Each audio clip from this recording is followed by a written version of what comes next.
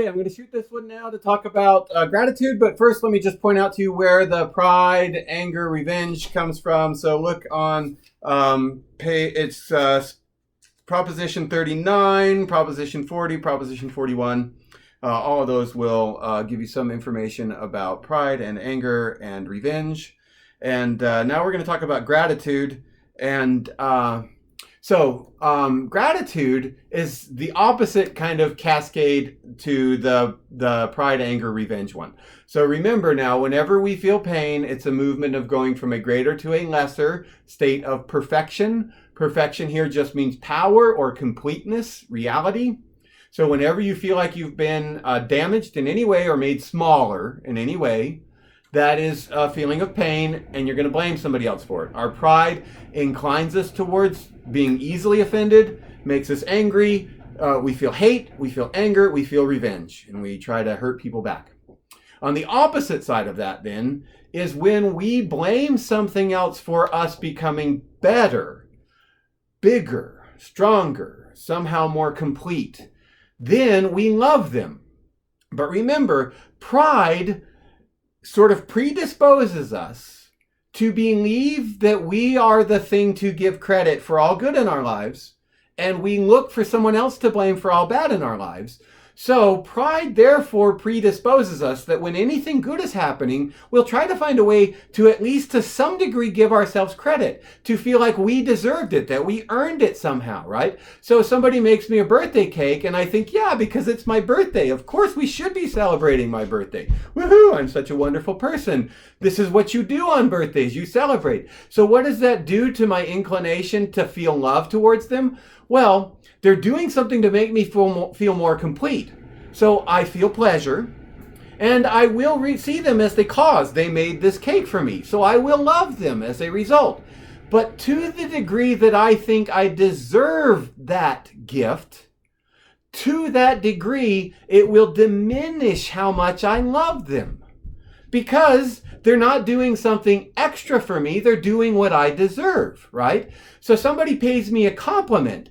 The first thing I will do because of pride is try to figure out why I deserve that compliment. And if I can find any way that I deserve it, then I'm going to feel self-love rather than love for another. Because I will find a way to give myself credit for that compliment. Right? I will think I deserved it. I earned it somehow. So when people give me gifts on my birthday, I love them, but not that much. Because I deserve these gifts. You give me gifts for Christmas, I love you, but not that much, because Christmas is the time when you should be giving me gifts. And so I only love you a little bit. I love you to the extent that your gift deserves, in my mind, to be loved.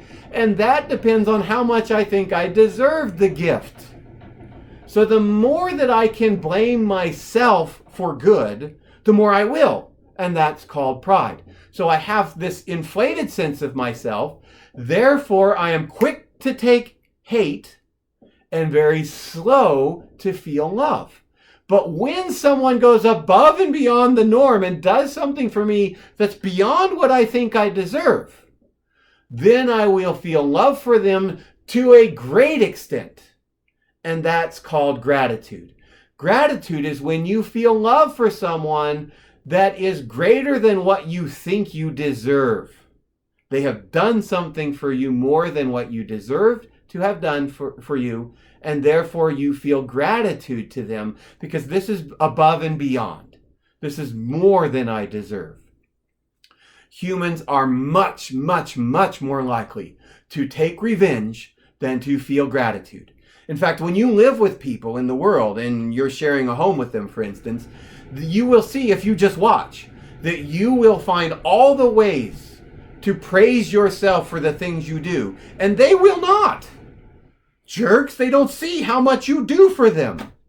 Of course they don't see how much you do for them because they are doing what you're doing, which is this. Look how much I do for everybody, and they don't see how much I do for them. This is pride in its very best cases. What it does is make us annoyed with one another. In its worst cases, what it does is make us hate each other, outright war, say mean things, get angry, take revenge. But in its most normal instance, it makes you annoyed with everybody else. And you are annoying to everybody else. Why are you annoying to them? Because they see the things you do at this level. You see the things you do at this level. That's pride at work. Now, it's exacerbated. It's made worse by the fact that both of you have pride. All of you have pride. And so all of you tend to blame yourselves for all the good and to blame everybody else for all the bad.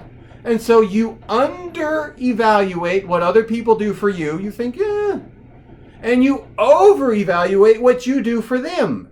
You put it up here. They are doing the same thing. And so what happens is you all get annoyed with each other over everything and anything that you can possibly get annoyed at each other over because of pride. So Spinoza says it this way: so it is evident that men are much more ready to take revenge than to repay a benefit.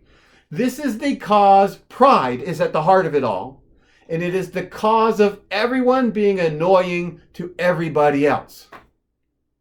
Now, you might ask, then why do we hang out with people if we think we're all so great and that they do so little? And the answer is because you cannot accomplish as much on your own as you can with others, and you need other people. And I'll explain that more in the next video.